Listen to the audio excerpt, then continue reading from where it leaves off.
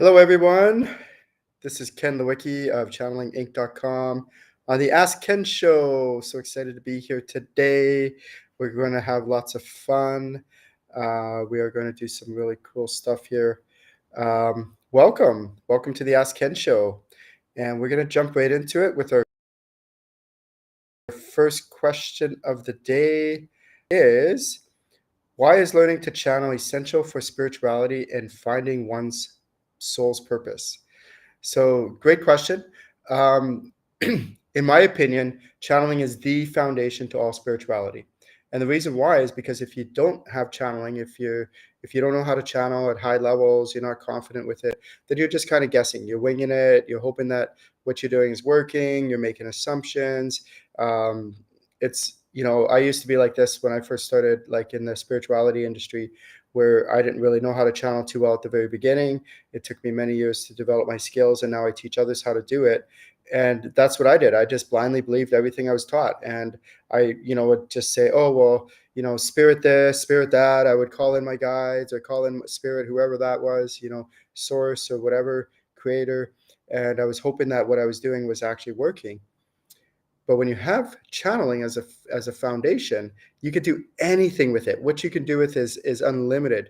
So first of all, the most important thing about channeling is what? Knowing who you're channeling, who the source is, what you're channeling.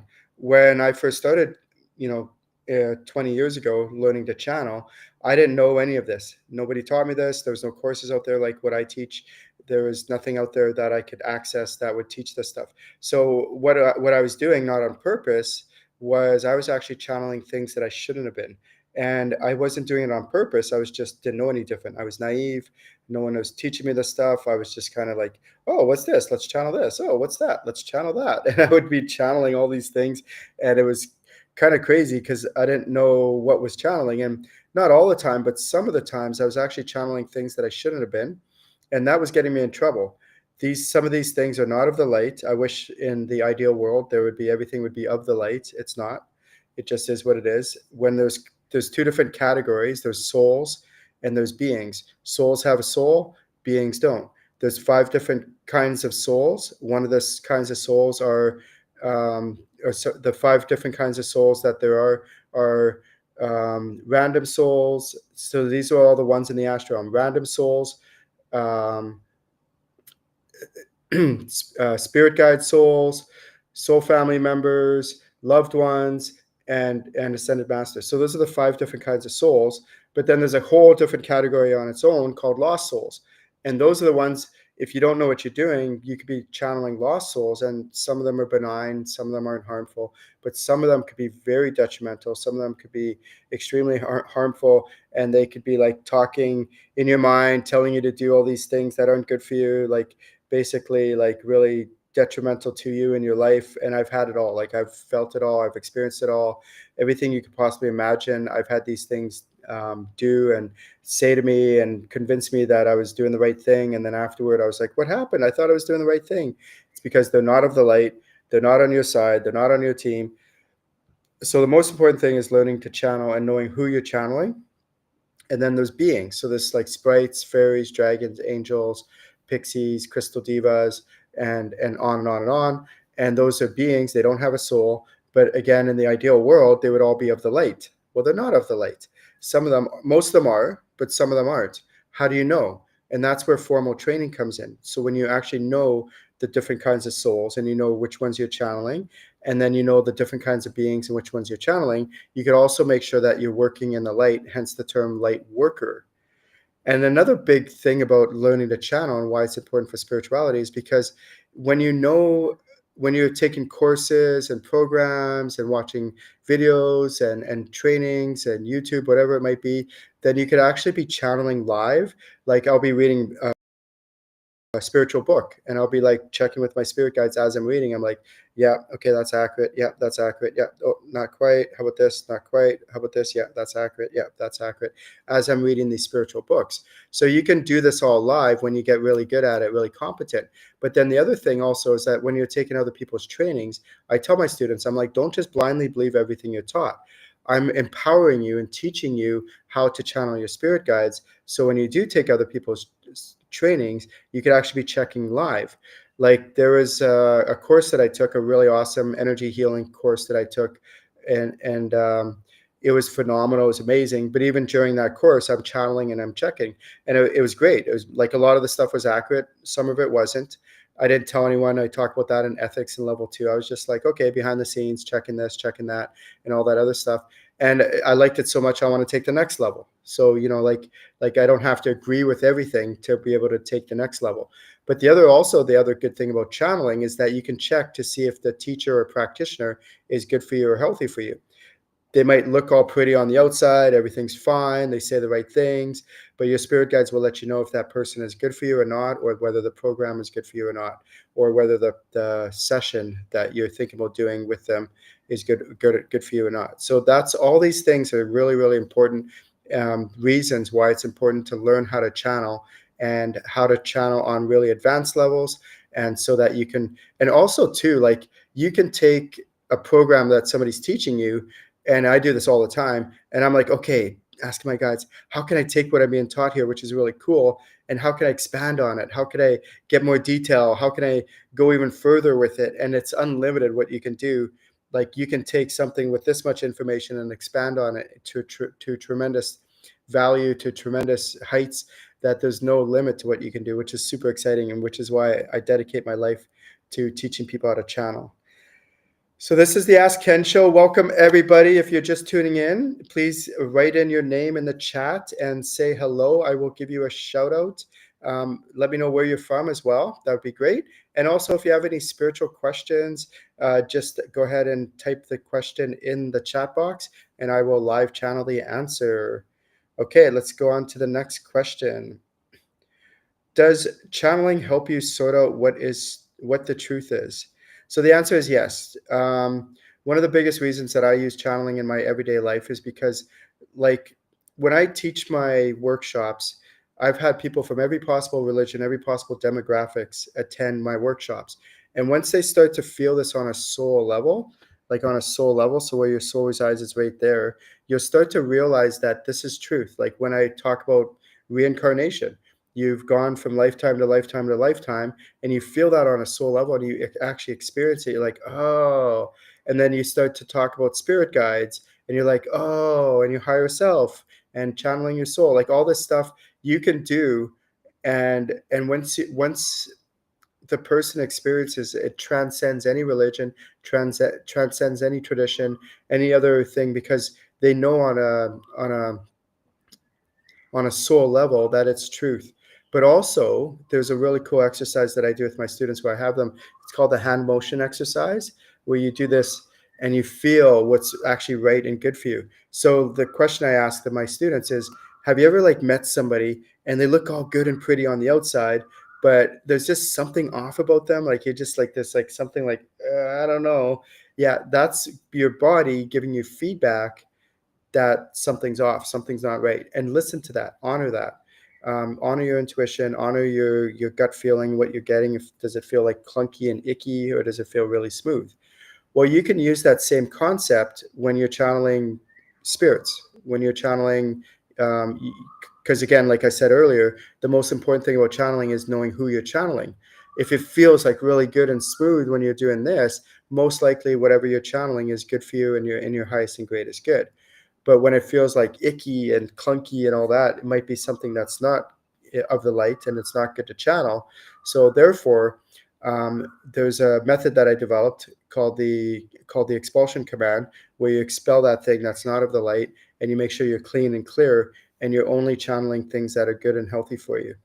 So that's really important.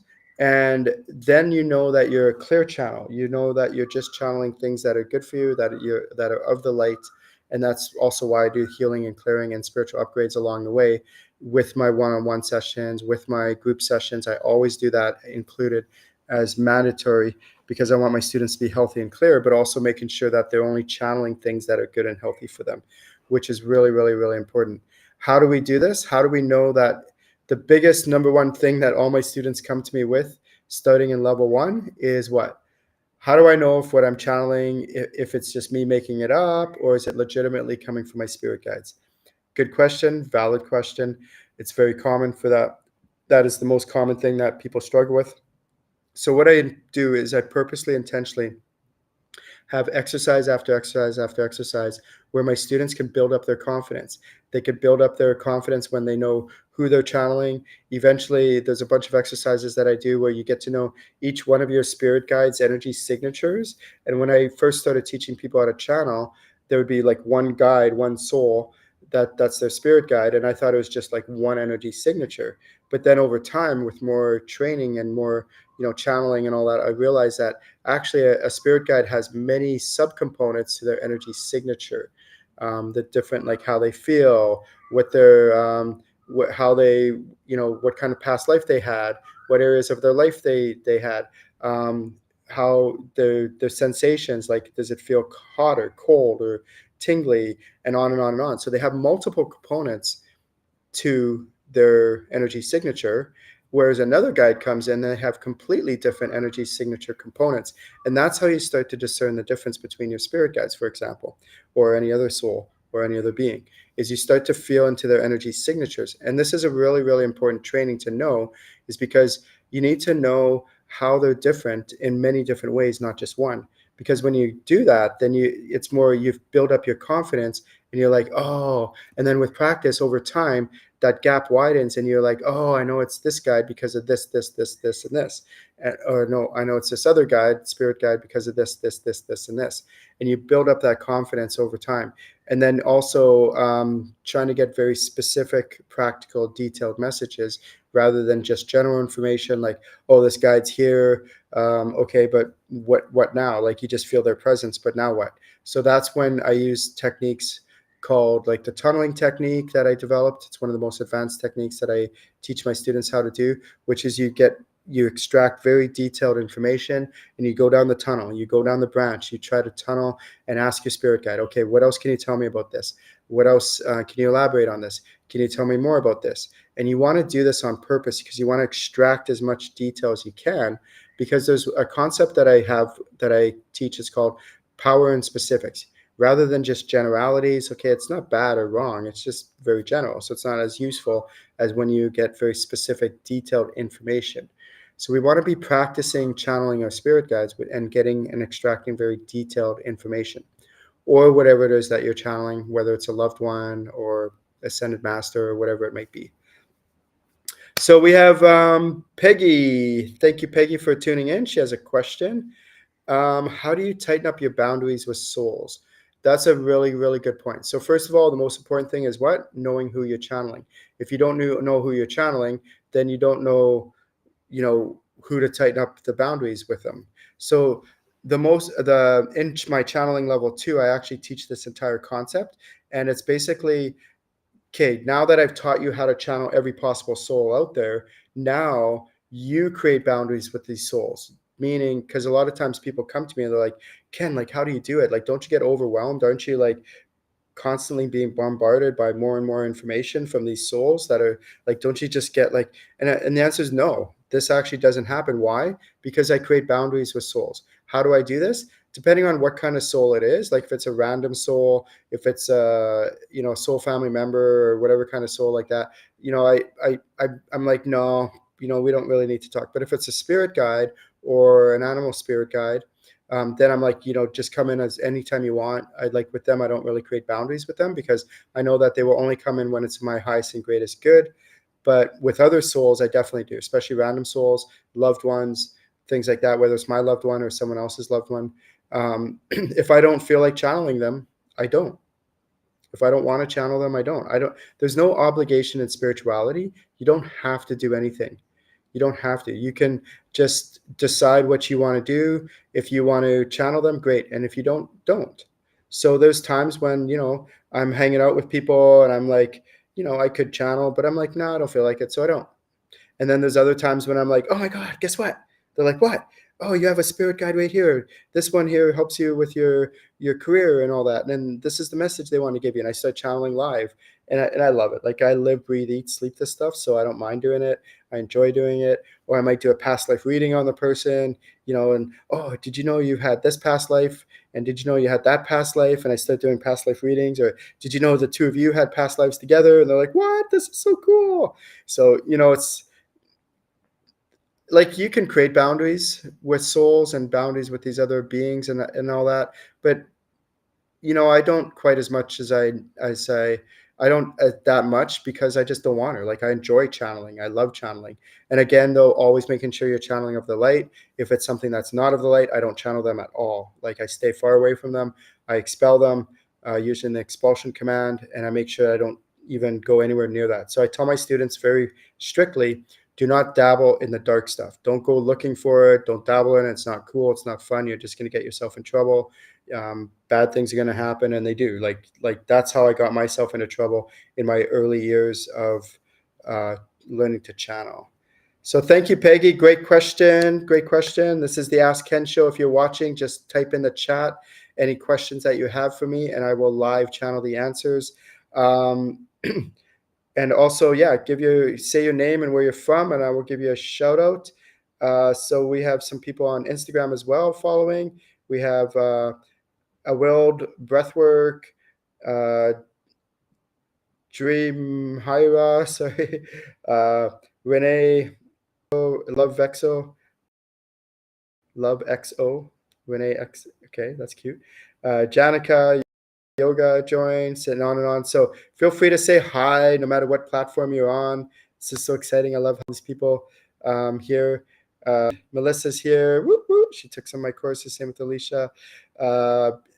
Braz Queen and Jill Beans. So thank you everyone for joining. Shelly says hi. And Danielle from Alberta. Yes. So Danielle has a question here.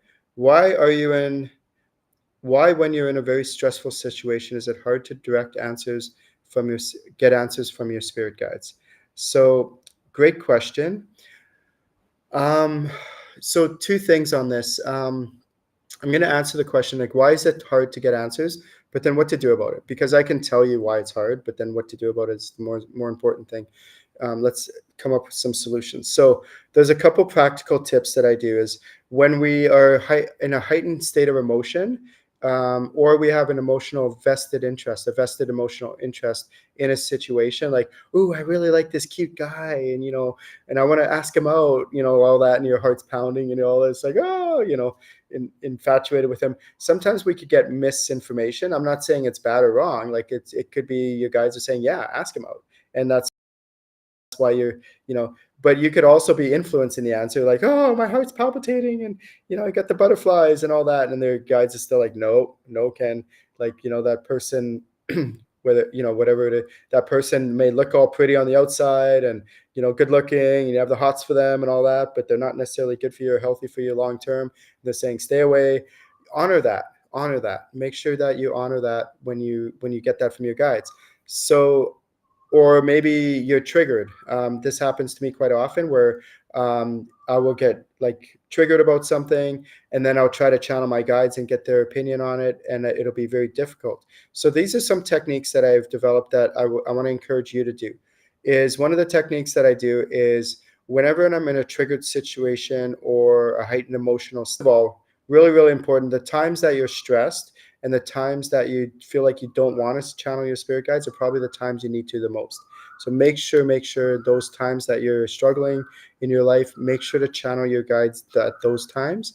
But when you're in a heightened state of emotion or triggered or whatever it might be, this is what I do. So I take a deep breath into my body, and I just breathe into my body. And then I try to release and let go of anything and everything that's not serving me. Try to like clear myself. This is why self-healing, self-clearing is really important, because when you learn these techniques, like when I teach my healing modalities in my later levels, starting in level 3 and then level 4, what I do is I teach my students, and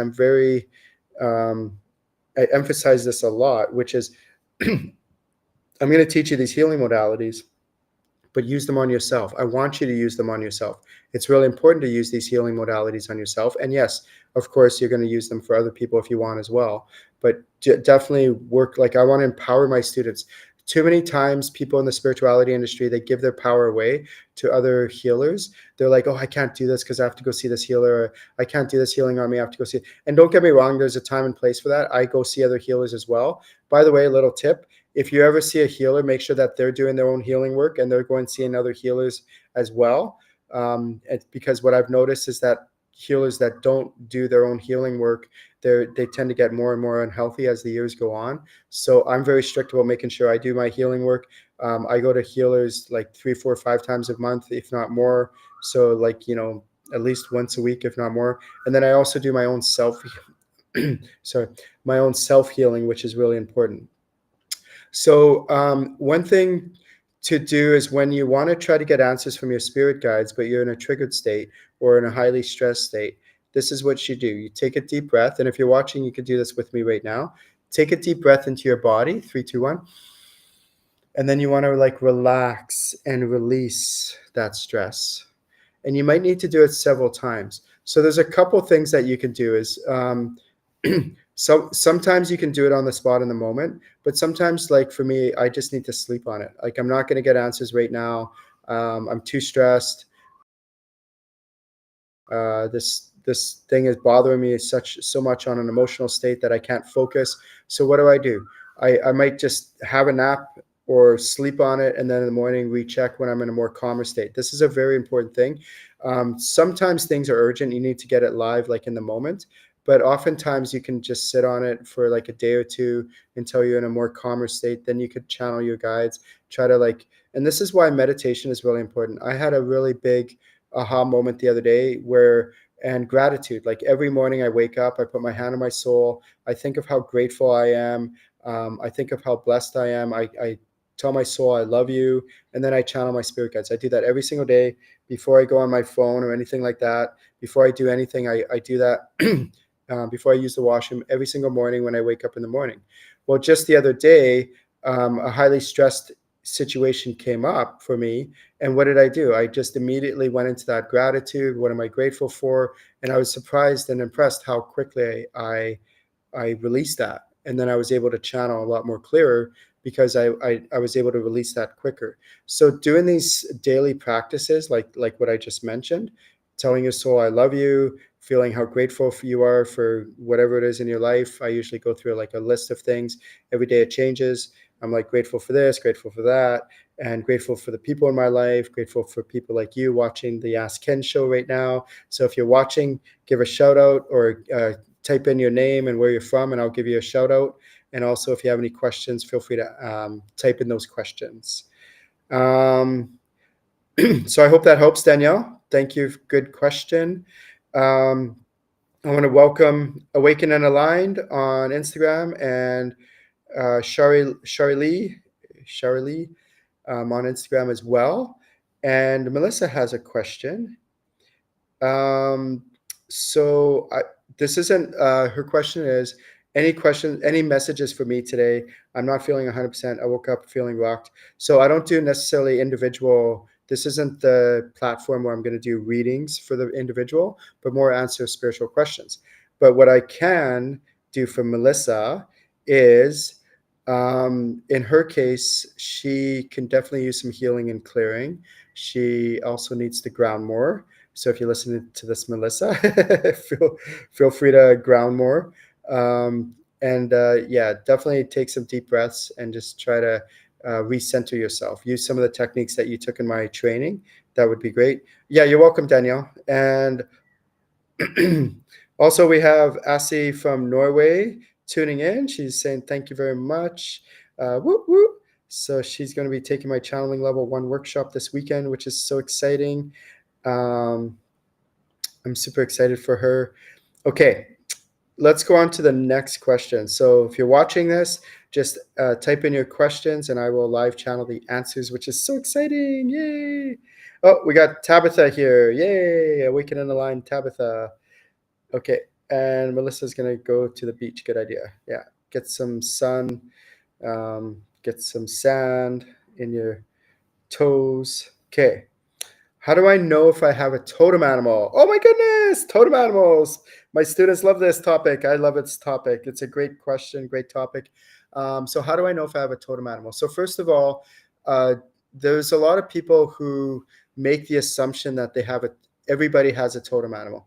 Most people they will have a totem animal, but it could change during different seasons of their life, where some seasons they might have a totem animal, another season they don't.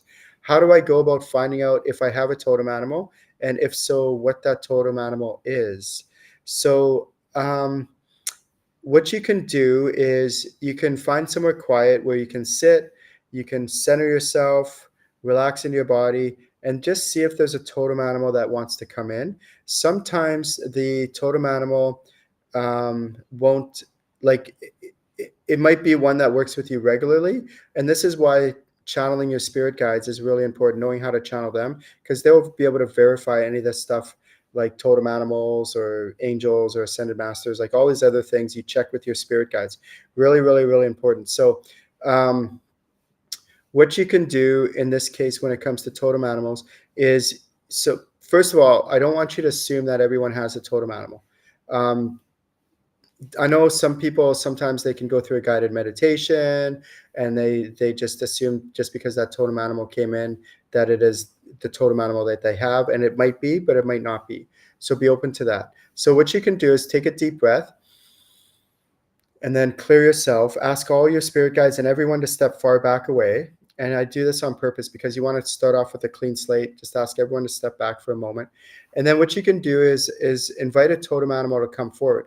Now, the most important thing about channeling is getting yourself out of the way, not influencing the answer, not forcing your, like, not trying to make it something that it's not. Like, it might be the totem animal that you think it might actually be your totem animal, or it might be a totally different one than you were not expecting.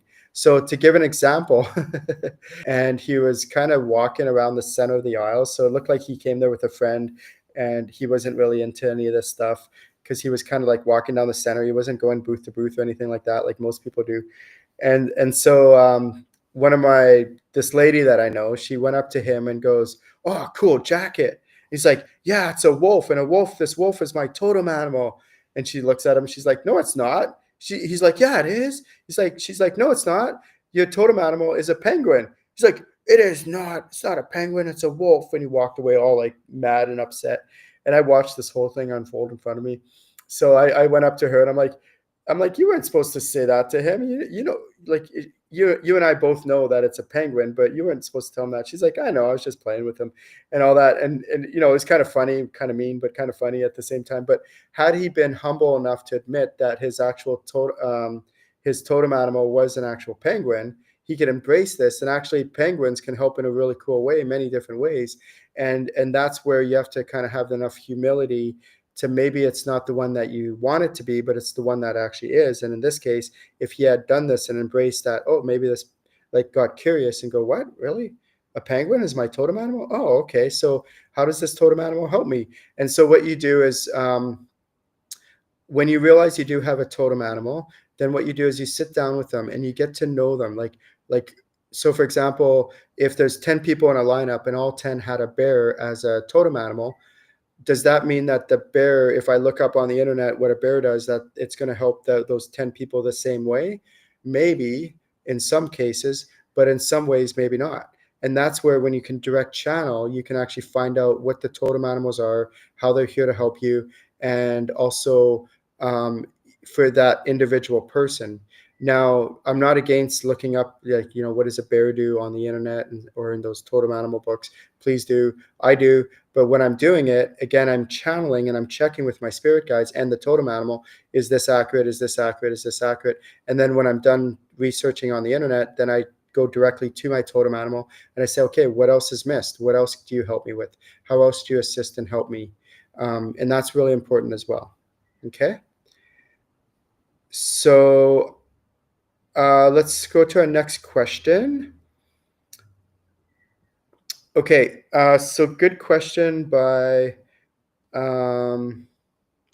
Tabitha, which is, how do you reconnect with your spirit guides after a period of busyness and not challenging, of basically busyness? Okay, so this is the way that I do it. I just kind of, I call it like the reset. And I do this on purpose because I want to, this is why, like, I do things like the Ask Ken show. I do things like mentorship programs. I do things like my mastermind classes, because it forces the person to be in the game, be in the game, where every month in the 6-month mentorship program, for example, they're keeping up and up. And also my mastermind classes, which are 4 times a year. I teach different topics, but it forces the person to attend, and then they stay in the game of channeling the spirit guides and learning new skills and all that other stuff.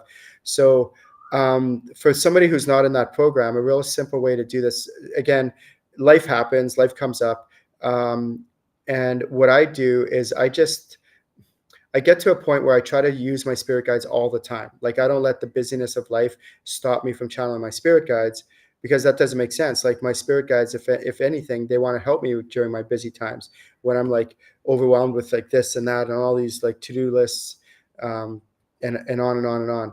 So what you can do, and it's a really good question, is you can take a deep breath, ask all your spirit guides to step back, and then you start to call them in one at a time. You ask, okay, which guide wants to come in first? Okay, which one is this? You might know your spirit guide team, you might not, or your spirit guide team might have changed since the last time you connected with them. So if you're watching this and you haven't connected with your spirit guide team in a while, please do this technique that I'm teaching you right now, which is ask them all to step back and invite one to come in. Okay, which one's over here? Which guide is it? Is it male? Is it female? What's their energy signature? Like? What areas of my life are they here to help me with? And get a couple messages from that guide, and then ask another spirit guide to come in. Okay, who's this other guide? And what are they here to help me with? And so on and so on. So you might have a whole brand new spirit guide team, or you might just have 1 or 2 new guides, or you might have the same ones and they haven't changed yet, but just you haven't connected with them in a while. And that's okay too. It could be any one of those scenarios. So again, you're not going to make it up. You're going to check. And for those of you watching, if you get a new spirit guide, you do what? Celebrate. And why do you celebrate? Because you're entering a new chapter, a new season of your life. You're not getting a new spirit guide by accident. There's a reason why you're getting this new spirit guide, which is super exciting. So get excited about this new spirit guide. Figure out why they're here to help you, how they're here to help you, what's this new chapter, this new season of your life, and get really excited about it, because it is a big deal. Okay. And then also, the other important thing that I do when I get a new spirit guide is ask, where's the opportunity in this? Like, what good is going to come out of this? What should I be watching out for? What is this new chapter or season in my life? And how can I make the most out of it? And try to really like take this new season, new chapter of your life, and make the most out of it with your spirit guide's help, this new spirit guide who's just come in, which is super exciting. So I want to say some shout outs to some people. If you're watching this, just write your name and where you're from, and I'll give you a shout out. So we have Shelly is saying hi. Danielle, I think I already said. And Janelle Moody, woohoo! Welcome, Janelle. Welcome, Cheryl Audubon. I hope I said that correctly. And Peggy, thank you, Peggy. And David. And then we also have some sundaymood.soul on Instagram. Thank you for tuning in. And let me do a question with David here. So David asked, I'm just curious, what do you do exactly to channel? As in, is there anything specific that you do to get your ego out of the way and connect with that energy? Yes. So really good question, David. I'm really glad you asked that. That's a very fundamental question, is how do I get my ego out of the way so I know I'm authentically channeling that source and I'm not influencing it. I'm got my ego out of the way. So a very specific technique that I do is I ask myself these questions, like, am I influencing the answer? Am I getting myself in the way? Am I getting authentic information or not? Like, so I ask my spirit guides this question. With practice, it does take practice, and I have to make this disclaimer, is that you'll never be 100% accurate with your spirit guides or channeling at all, but you want to practice this over time, and with practice over time, you will get more confident and you will know how to discern the difference between your own guides and your own stuff. So that's the really important thing. A really good technique, and you're welcome to the Ask Ken show if you want, is just sit somewhere for like analyze your thoughts.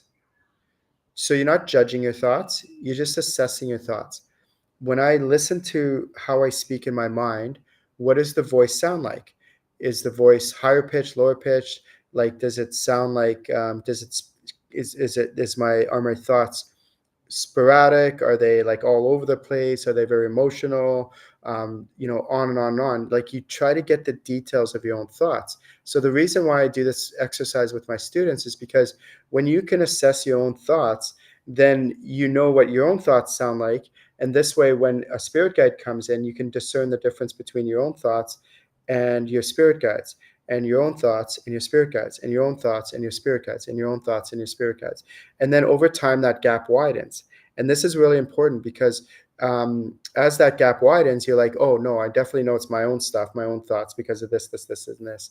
Or no, I definitely know it's my spirit guides because of this, and this. And they're completely different. What you get from yourself and your own thoughts is going to be totally different than how your spirit guide feels, the energy signature components that I talked about earlier. Like, for example, you might have a male guide.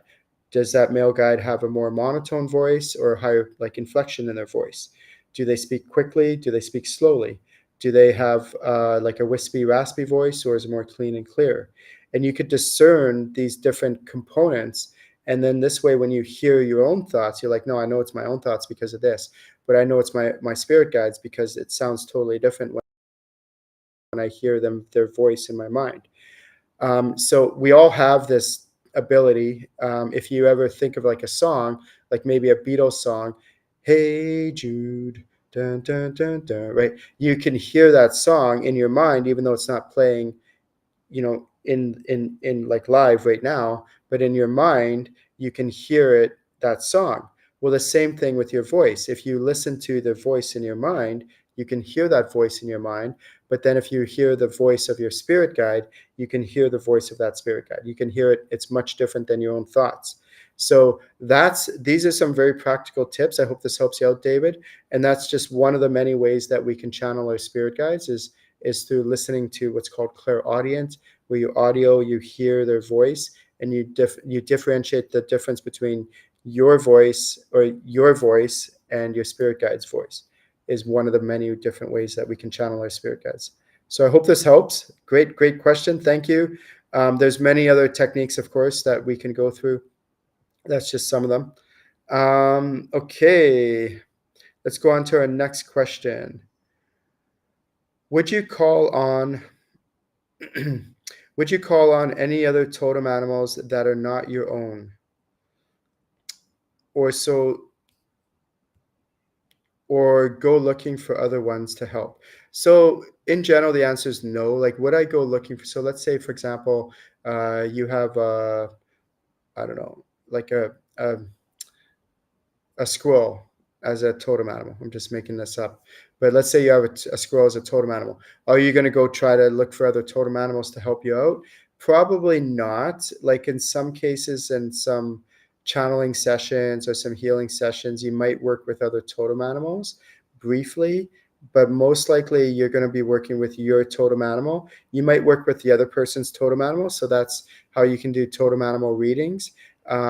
So one of the things that I teach my students to do is to channel not only their guides, but then at later levels, you want to learn to channel other people's spirit guides. And the reason that this is important is because when you're channeling other people's spirit guides, they are looking after them and that individual who's incarnated, and their spirit guides can give you insights that you might otherwise miss. And the same thing with their totem animals. Their totem animal might help you with insights and ways that you can assist that individual in front of you, whether it's a friend, a family member, or a client, whether it's paid or not. So that's a really important thing to note, is that you want to be able to channel not only your own spirit guides, but also other people's totem animals and other people's spirit guides as well. So, but would you call in other totem animals to help you? Probably not. Like, I don't. I just work with my totem animal, whichever totem animal it is in this season of my life. Again, it could change, and there's some seasons where I don't have a totem animal. But then the seasons that I do, I work with that totem animal to help me in my life. And then when I work with other people, sometimes I'll work with their totem animals to help and assist them. So really, really good question. I love it. All right. Let's go on to our next question. We're doing awesome. This is the Ask Ken show, by the way. If you're watching, just tuned in, give your name and where you're from, and I will give you a shout out. And also feel free to ask any spiritual questions, and I will live channel the answers. Okay, let's go on to the next question. The next one is, what determines what spirit guide you need in this season of your life, and who decides? Okay, or what spirit animal? So in the spirit realm, there's the animal spirit realm, or sorry, the astral realm, the in-between realm, and the animal spirit realm. So your guides work with totem animals and those totem animal spirits to decide which one is going to be the best to help you in this current season of your life. So I do something in my Master Channeling Mastermind class, which is there's a course that I recorded. It's called Your Soul's Blueprint. And what I teach my students in there, and it's very elaborate, much more than what I'm about to say, is before a soul incarnates, so for example, before you incarnate, you work with your spirit guides, you work with ascended masters of your soul family before you incarnate to develop what I call like a blueprint of what you're going to achieve in this lifetime. And I call it a rough blueprint. And the reason I say rough blueprint is because it could change. In the ideal world, we would only have one life path, and that life path would be set. But things change because we have this magical, amazing thing called free will. So I teach my students how to use free will to your advantage, use free will for a good thing, use free will to make good decisions, healthy decisions, to really accelerate your life in a good, positive way. And so that's what I want you to do is use free will in a good way. And so what can happen is we're going down a path and we're going down a trajectory, and we might have a certain totem animal that comes in to help and assist us. And our spirit guides work with this totem animal to decide who's going to come in for this season of our life. And because we have free will, we could choose a different path that we're on. And now we might have a different totem animal that comes in that was maybe not expected, because now we're in a different path. So it's not set that, when you are born, you're going to have certain totem animals for sure in these different seasons of your life, because either someone else might make a different decision that affects your free will, or you might use your free will and make a different decision where you're on a different path now all of a sudden. So that's really important information to note is your totem animals, how they're here to help you, and get to know them, and why. So you don't want to force a totem animal. I don't want to say oh, I'm going to have a shark as a totem animal because that's what I want it to be.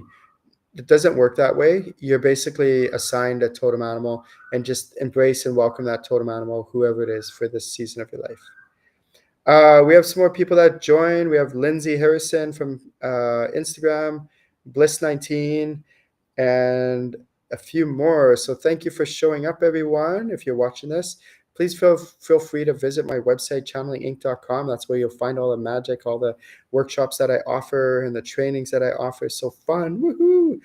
By the way, spirituality is meant to be what? Fun. Spirituality is meant to be what?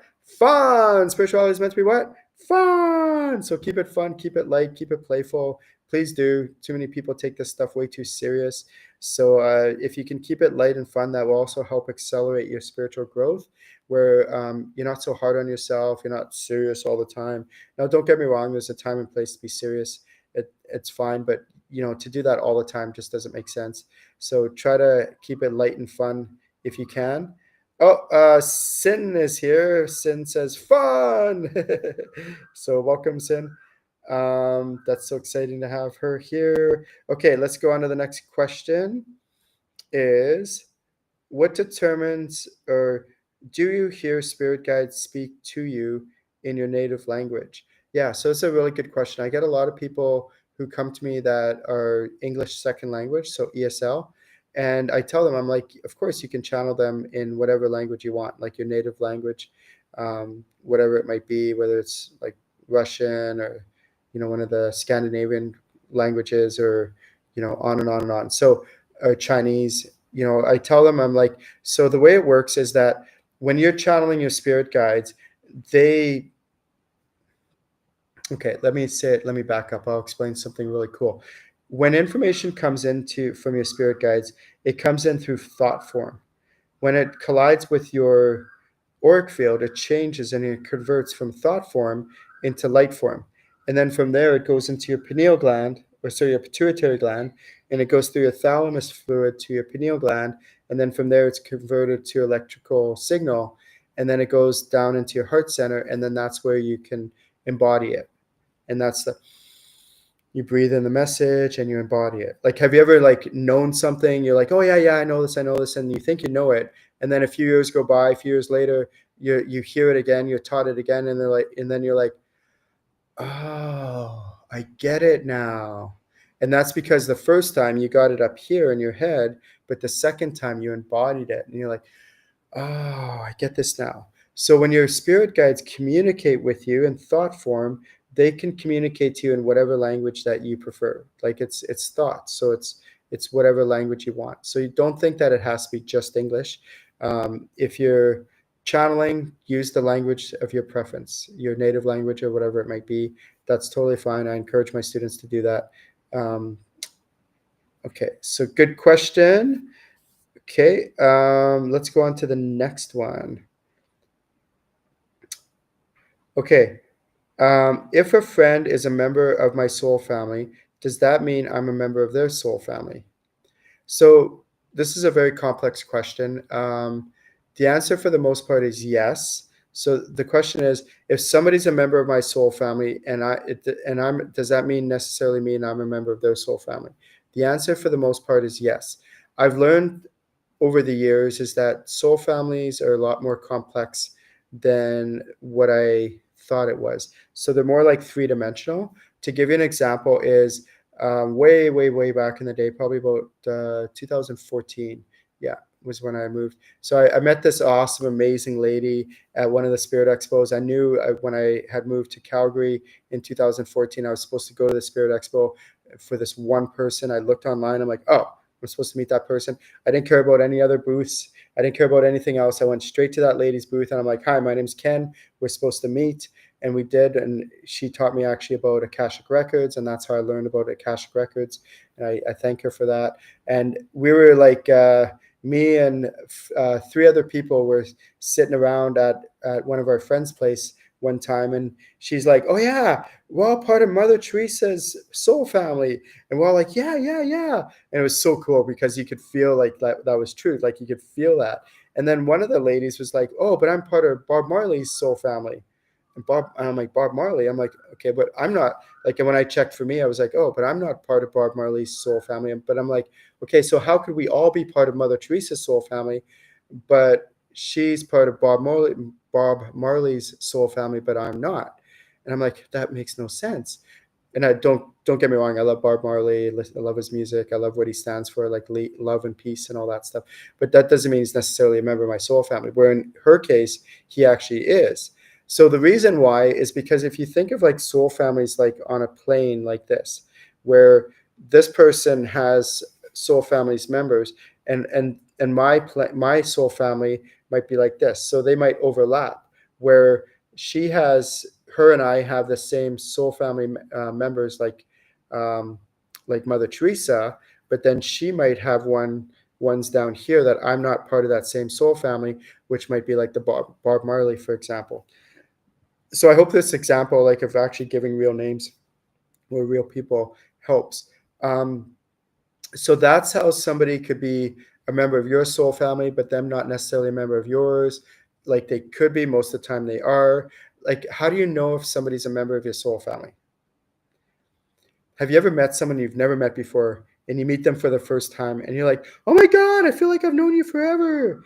And if they legitimately, truly are a member of your soul family, it's because you have known them forever, not just from this lifetime, but many lifetimes. And you've incarnated with them probably many lifetimes, and you've spent time with them in between lives, with them in the astral realm in between lives. So you know them, and you know them very well. And you don't just know them for a little bit, you've known them for eons, like literally eons. So that's how you know if a member is somebody's a member of your soul family or not. Um, it's not the only way. You can also check with your spirit guides, and I do recommend that with my students. I'm like, please check with your spirit guides to see what to confirm and verify. Now, I want to make it very clear: somebody cannot be a member of your soul family, but you can still be friends with them. And there's lots of people that they're not members of my soul family, but I'm still friends with them. We hang out, we're amicable, we do things together. We're still really good friends. And then there's others that I'm like, okay, you're definitely a member of my soul family, and we're definitely a member of each other's soul family, and we have this amazing special connection. And also, too, just because somebody is a member of your soul family, it doesn't mean you're always going to get along 100%. It still takes work. It still takes owning your own stuff and things like that. So that's important to know as well. But it's fun. It's fun. I mean, this stuff is so fun. Woo! I love it. Okay, let's go on to our next question. Is there a time when you don't want to go to your spirit guides for answers because you don't want to hear the answers? So this is a very important point. Is oftentimes my students, I'll be like during the mentorship program, or in a one-on-one, maybe some stuff went down with their life, like they had major stuff that came up in their life, and I'll be like, well, why didn't you go to your spirit guides? And oftentimes they won't admit it right away, but over time, with some more digging, they'll be like, well, I didn't want to hear their answers. So sometimes it could be many reasons why we don't go to our spirit guides. Sometimes we're just triggered. We don't think of it. Other times we're triggered, but we do think of it, but we just don't want to. Like, we're like, no, I don't want to. I don't want to. And I get that. I've been there. I've been in all these scenarios. It takes a lot of humility to actually admit that I need help, that I want to reach out to my spirit guides, especially in times of need. So the ironic thing is that when we don't want to channel our spirit guides, that's probably the time we need to the most. When we're upset about something, when things are bothering us, go to your spirit guides during those times. It's really important. And try to go to them and work with them and see what their suggestions are, like how they want to help you, what they want to do for you, and all that stuff. Okay, let's go on to our next question, which is, how long do souls reside in the astral realm before reincarnating? Okay, so good question. It varies. So basically, reincarnation 101 is a soul is in the astral realm. They choose to incarnate. They work with their soul family members to decide what they're going to achieve, what they want to achieve in this lifetime. They incarnate. They reside on this earth plane for a certain period of time. There's something I talk about, which is called exit points. We're not going to get into that today. But then eventually the person dies and crosses over, and then they go to the astral realm. They reside in the astral realm for a bit, and then they choose to incarnate again, and then they live on this earth plane for a certain period of time, and then they die and they cross over and go back to their soul family in the astral realm, reside in the astral realm for a certain period of time, and so on and so on. So the question is, how long? How long does somebody reside in the astral realm? Basically, if a soul incarnates and they die, let's say grandpa, dies, and then he's on the other side, how long will he be in the astral realm for? And this can vary. So that's the honest answer. It's not necessarily that it's it could be many, many years. I know time does operate in the astral realm differently. So time does exist. It just operates differently in the astral realm. So let's say decades to us here on this earth plane, to a soul in the astral realm, that could be like just moments, like a very short period of time. But time does exist, and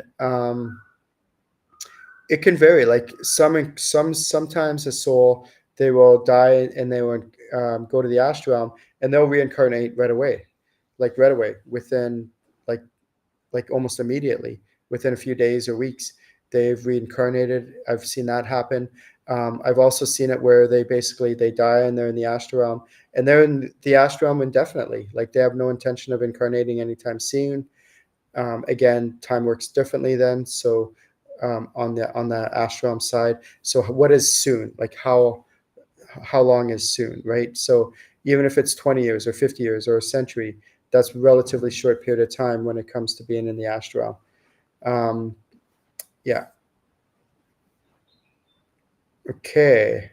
So let's go on to our next question, which is, Do your spirit guides always use the same clairs when they communicate with you? So what is it? What are clairs? Clairs are different ways that people communicate with you. In general, there's 6 different clairs. If you go on the internet, you can find, 8 different ones, 20 different ones. Who knows? People get really ridiculous about it. I try to keep things really simple, really streamlined, really straightforward. Basically, the 6 clairs are: there's clairvoyant, which is clear seeing; clairaudient, which is clear hearing; uh, clear clairsentient, and there's 2 components to clairsentient. It's the feeling, like sensations, like you different sensations, hot, cold, tingles, goosebumps, things like that, electrical. And then you can also get emotions. Another clair is clairalience, smelling, and then clairgustance, tasting, and then there's a 6th one, which is claircognizant, which is the clear knowing. A lot of times people get mixed up with the clear cognizant. They're like, how do you know? They're like, I don't know, I just know, it must be clear cognizant. Oftentimes it's one of the other clairs. They just don't know how to discern and differentiate between the other clairs. So with practice, you can make sure you actually know which clair that your spirit guide is communicating with you. So do your spirit guides always use the same clairs when they communicate with you? So 2 things on this note is that, let's say you might have a spirit guide that helps you with your finances and career and your job opportunities, stuff like that, and jobs. So that spirit guide might communicate to you very, like, using clairaudient, where they're trying to tell you the answers. Whereas you might have another spirit guide who helps you with emotions and relationships and things like that. And that one might want to communicate to you through what's called clairsentient, which is feeling the emotions and all that. And they do this usually on purpose. Can they communicate with you? Can one spirit guide, say, for example, this one, communicate with you normally through clairsentient? Can it be possible that they use a different clair sometimes? The answer is yes. They can use a different clair. Um, they can use different clairs at certain points, but usually they'll stick to 1 to 2 clairs per each guide. So, and this is really important to know, because what you want to do is you want to get to know which clair does this guide communicate with, or clairs, usually 1 to 2, and then which clair does this spirit guide communicate with, usually 1 to 2, and so on for your remainder amount of guides that you have. The reason that this helps, knowing the different clairs, is because then you can work with those different clairs to tunnel the different, you can go more in depth. You go, oh, this one is trying to communicate with me through clairaudient. Because I know that they're using clairaudient, I can be like, okay, what else do you want to tell me? How else, like, what other messages do you want to tell me? Do you want to give me through clairaudient? And you could purposely work with that clair to get more and more depth with that spirit guide. Whereas this other one might be more clairsentient. So then you could go, okay, what else what other feelings can you give me? Can you help me elaborate on this? What other emotions can you give me? Can you send me? And then you can actually go deeper and deeper with those individual clairs. So this is a really important thing to note about how to channel your spirit guides. This is more advanced training, of course, but you're welcome to practice it. I welcome my students to practice everything I've been teaching here today. Please do.